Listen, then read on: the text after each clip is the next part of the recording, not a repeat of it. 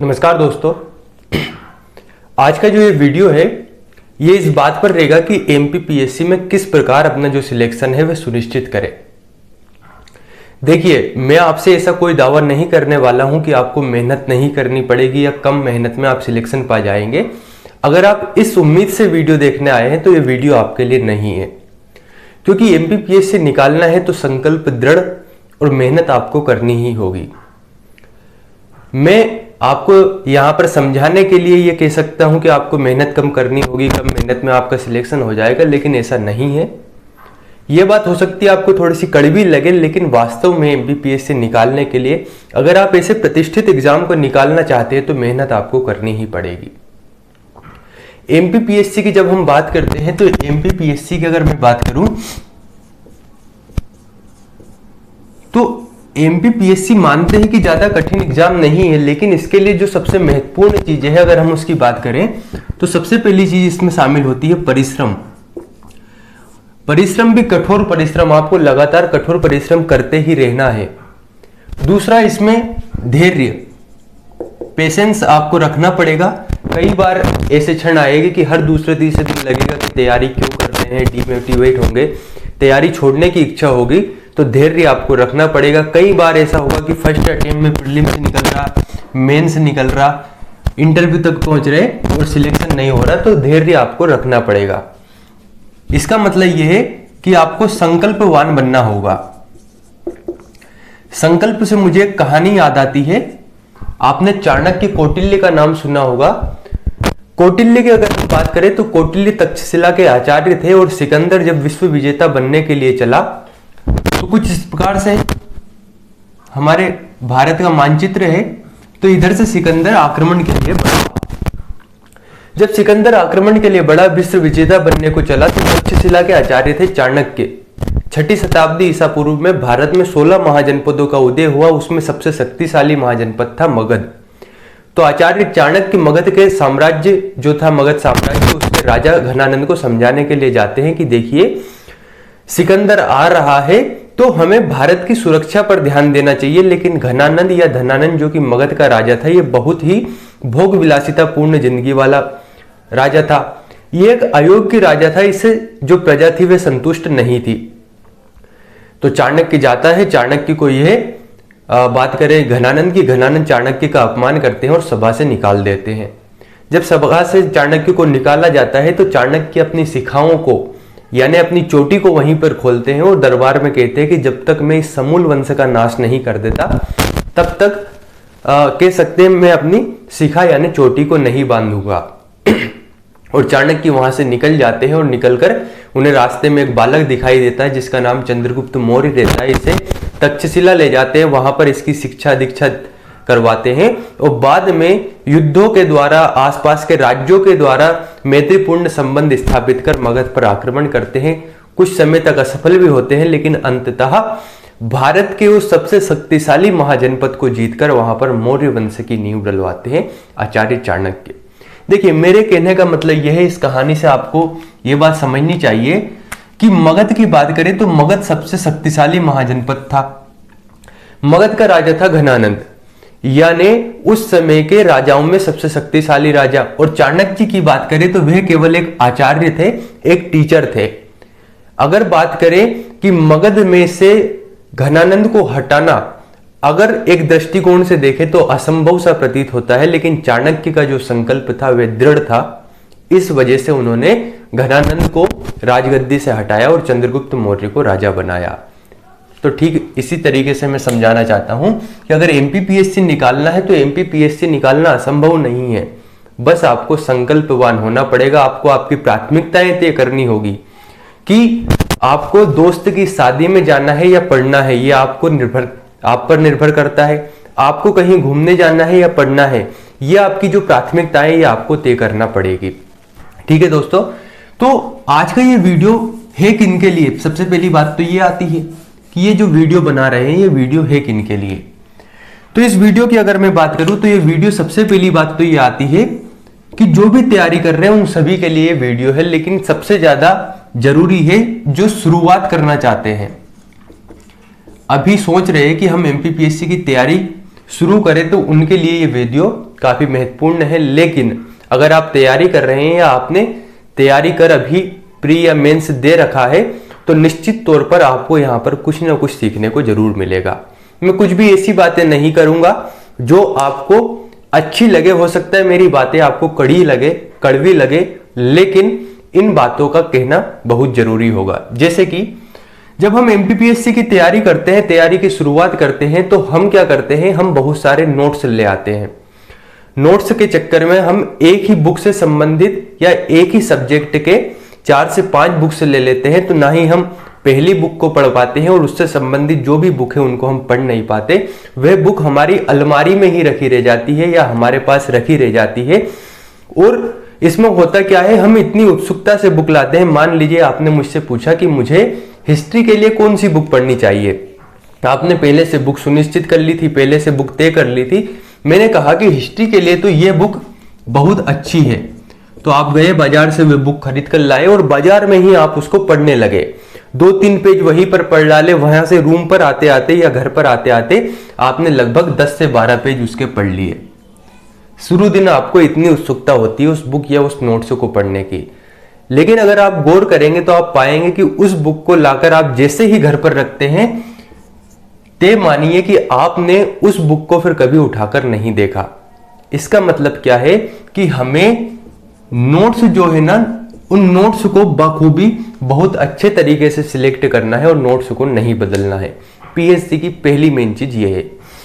दूसरी चीज हमें क्या ध्यान देना पड़ेगा, हमें ध्यान देना पड़ेगा रिवीजन पर। पता चला आप पढ़ते गए और 1 साल बाद आप पाएंगे कि आपने जो भी पढ़ा वह आपकी मेमोरी में है ही नहीं। इसका कारण है रिवीजन। हमारी मूल प्रवृत्ति है भूलना, हम भूल जाते हैं चीजों को अगर हम रिवाइज नहीं करें।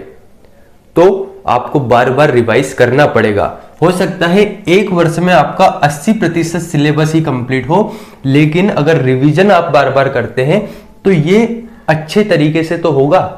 तो आपको रिवीजन पर ध्यान देना होगा। तीसरी चीज ये कि इस एग्जाम से आपको घबराना नहीं है। इसका मतलब क्या है, अब आप तैयारी शुरू करने जा रहे हैं तो शुरुआत में क्या होगा, इसका जो सिलेबस है ना, ये आसानी से समझ नहीं आता है। आपको लगता है कि मैं ये क्या कर रहा हूं, आपको बार बार ऐसा लगेगा कि क्या मेरी तैयारी सही दिशा में हो रही है अथवा नहीं, मेरा मार्गदर्शन सही है या नहीं, क्या मैं जो मेहनत कर रहा हूं वह सही दिशा में कर रहा हूं या नहीं कर रहा हूं। तो निश्चित तौर पर यह मानिए कि 2 से 3 महीने आपको इस एग्जाम को समझने में लगेंगे ही। तो आपको घबराना नहीं है, आपको तैयारी के दौरान धैर्य रखना होगा और आपको समझना होगा कि एग्जाम क्या रहा है। इसके लिए सबसे अच्छी चीज होती है, सबसे पहली चीज है सिलेबस, दूसरी चीज है पुराने पेपर्स, चाहे वे मेंस के हों या वे प्री के हों। आपको सिलेबस को सबसे पहले उठाना है, सिलेबस को बहुत अच्छे तरीके से समझना है कि पेपर 1 में क्या है मेंस के, पेपर 2 में क्या है, पेपर 3 में क्या है, पेपर 4, 5 और 6 में क्या क्या चीजें हैं। जब आप सिलेबस को देखेंगे तो आपको थोड़ा सा लगेगा कि हाँ यार, हिस्ट्री तो मैंने पहले कभी पढ़ा है, ज्योग्राफी की बात करें तो ये भी मैंने पहले पढ़ा है, साइंस की बात करें तो ये भी मैं पहले पढ़कर आया हूं। यानी बहुत सारी चीजें आप पढ़कर आए हुए हैं, बस आपको उनको अच्छे तरीके से पढ़ना है। तो इसलिए आपको घबराना नहीं है। दूसरी चीज ये कि सिलेबस इतना बड़ा है कि इसमें आपको समय लगेगा ही। तो तैयारी के दौरान हर बार ये लगता है कि मुझे ही ज्यादा समय लग रहा है, तो ये केवल आपकी समस्या नहीं है, ये समस्या सभी की है। और वास्तव में ये समस्या भी नहीं है। कारण क्या है कि सिलेबस ही इतना बड़ा है कि आपको इसे कंप्लीट करने में समय लगेगा ही। तो आपको लगभग 1 से 1.5 वर्ष की अगर हम बात करें, ईयर की बात करें, तो आपको इतना तो कम से कम तैयारी के दौरान इसको देना ही पड़ेगा, तब जाकर आप अच्छे तरीके से इसके सिलेबस को समझ पाएंगे। अभी हमने सिलेबस की बात नहीं की, अभी हम उन चीजों की बात कर रहे हैं जिन चीजों से आपको वर्ष भर कायम रखना है। इसी दौर में आपको एक चीज क्या करनी है, आपको शुरू करना है मेंस आंसर राइटिंग। मैं तो यह तक कहता हूं कि जिस दिन से आप तैयारी की सोच रहे हैं उसी दिन से लिखना शुरू कीजिए। कुछ भी हो, कोई भी मुद्दा हो, उसको उठाइए, उसको पढ़िए, उसको समझिए और लिख कर देखिए। शुरुआत में हो सकता है कि आप ऐसा लिखें कि आपको बहुत गलत लगे कि यार मैंने ये क्या लिखा है, बेकार लगे, आपको खराब लगने लगेगा। लेकिन धीरे धीरे जब आप अभ्यास करते जाएंगे तो आप पाएंगे कि आपकी जो लिखावट है, आपकी जो लेखन शैली है, उसमें बहुत अंतर आ चुका है और आप मेंस की भांति लिखना सीख गए हैं। इस एग्जाम का जो पूरा मर्म है वह केवल मेंस आंसर राइटिंग, मुख्य परीक्षा में उत्तर लेखन है। जिसने इस कसौटी को पूरा कर लिया, इस चीज को सुधार लिया, समझिए उसका सिलेक्शन निश्चित है। दूसरा क्या करना है, मेंस आंसर राइटिंग पर फोकस क्यों करना है? क्योंकि आपको एग्जाम में बहुत ज्यादा लिखना पड़ता है। 1400 नंबर का आपका मेंस है, 1400 नंबर के मेंस में आपको बहुत अधिक लिखना पड़ेगा, तो आपको लिखने की तैयारी अभी से करनी है। इस एग्जाम की एक खासियत है कि अगर आप पेपर को पूरा सही समय में, सही तरीके से और ऐसी राइटिंग में लिख पाते हैं कि सामने वाला उसे पढ़ पाए, तो आपके सिलेक्शन के चांस बढ़ जाते हैं।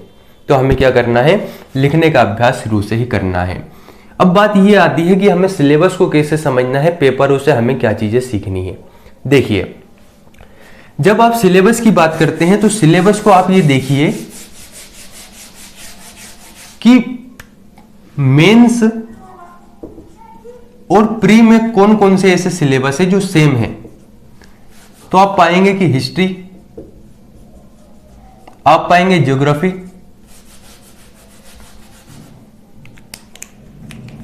आप पाएंगे एमपीजी के, आप पाएंगे इकोनॉमिक्स, वहीं पॉलिटी। तो ऐसे बहुत सारा सिलेबस ऐसा है जो प्री और मेंस में एक साथ है।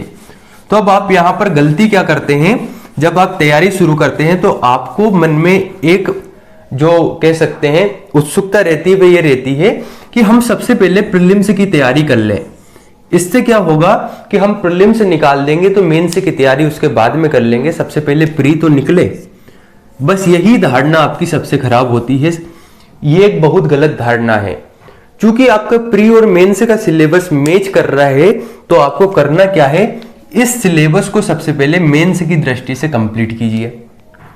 जब आप मेंस की दृष्टि से इस सिलेबस को कंप्लीट करेंगे तो यकीन मानिए 70 से 80% सिलेबस आपका प्रीलिम्स, प्रारंभिक परीक्षा की दृष्टिकोण से कंप्लीट हो जाएगा। आपको अलग से पढ़ना नहीं पड़ेगा। और जब नोटिफिकेशन प्रीलिम्स का आता है उस समय केवल आपको 20 से 30% ही कुछ फैक्ट्स पढ़ने पड़ेंगे, अन्यथा आपका सिलेबस प्रीलिम्स का पहले ही कंप्लीट हो चुका होगा। दूसरी चीज ये कि अगर आप ये सोचते हैं कि मैं पहले प्रीलिम्स निकालूं उसके बाद मेंस की तैयारी करूं, तो यकीन मानिए आपको 1 वर्ष पुनः मेंस में लग जाएंगे तैयार करने में, और कोई गारंटी भी नहीं है कि आप प्रीलिम्स आसानी से निकाल पाए। क्यों? क्योंकि जिस तरीके के क्वेश्चन आजकल प्रीलिम्स में पूछे जा रहे हैं, क्वेश्चन कंसेप्ट वाइज है। अगर आप प्रीलिम्स की दृष्टि से पढ़ेंगे तो आप पढ़ेंगे फैक्ट को, जबकि कॉन्सेप्ट में आपको फैक्ट आपका काम करता नहीं है। कॉन्सेप्ट में आपको चीजों को समझना होगा, उसके बाद आप आंसर सही कर पाएंगे। तो आपको पहले मेंस पर ध्यान देना है, इसके बाद प्रीलिम्स पर ध्यान देना है। तो आपको सबसे पहले आप मेंस के सिलेबस को तैयार करते चलिए। इसके बाद आपको क्या करना है, पुराने पेपरों को कम से कम, प्रीलिम्स की बात करें तो 2014 से 2020 तक के जो सिलेबस हैं, जो पुराने पेपर हैं प्रीलिम्स के, उनको कम से कम 3 से 4 बार सोल्व करना है। क्योंकि कई बार क्वेश्चन रिपीट हो जाते हैं और हमें ये समझ आ जाता है कि वास्तव में एग्जाम का पैटर्न क्या है। ये चीज सबसे महत्वपूर्ण है। और मेंस की हम बात करें तो मेंस में भी आपको कम से कम 2014 से लेकर 2020 तक के मेंस के पेपर भी आपको देखना है। अगर आपने मान लीजिए वैदिक काल, हिस्ट्री की बात करें, हिस्ट्री में आपने वैदिक काल, या हम बात करें जैन धर्म, ये कोई भी ऐसा टॉपिक जिसे कंप्लीट कर लिया है, तो अब आप देखिए कि मेंस में यहां से कौन से प्रश्न पूछे गए हैं। जो भी प्रश्न पूछा गया, मान लीजिए पूछ लिया गया है कि वैदिक काल या ऋग्वैदिक काल की सामाजिक व्यवस्था का वर्णन कीजिए, तो आप सामाजिक व्यवस्था के बारे में लिखकर देखिए। हो सकता है कि आप मान लीजिए ये 50 शब्द में आपको लिखना है, तो हो सकता है कि आप 50 शब्द में इसे सही तरीके से ना लिख पाए, लेकिन मैं वही कह रहा हूं कि शुरुआत आपको करनी होगी। लगातार जब आप लिखते जाएंगे तो आप पाएंगे कि आपकी जो लेखन क्षमता है, जो आपका लेखन कौशल है, वह काफी अच्छा हो चुका है। तो अगर मैं अपनी बात को कहूं, शुरुआत से ही तो आपको क्या करना है कि नोट्स को बार बार नहीं बदलना है। और अगर आपको ये जानना है कि नोट्स कौन से बनाएं, तो इसके ऊपर हम पहले ही वीडियो बना चुके हैं, उस वीडियो को आप देखिए। दूसरी चीज ये करना है कि मेंस के सिलेबस को पहले करना है। मेंस के सिलेबस को कंप्लीट कर पुराने पेपरों में देखिए कि कौन से प्रश्न ऐसे हैं जो मेंस में आए हुए हैं। उन प्रश्नों को लिखने का अभ्यास कीजिए। जब आप लिखकर देखेंगे तो हो सकता है कि आपसे लिखने में बहुत सारी गलतियां होगी, तो आपके आंसर को आप ही चेक कीजिए।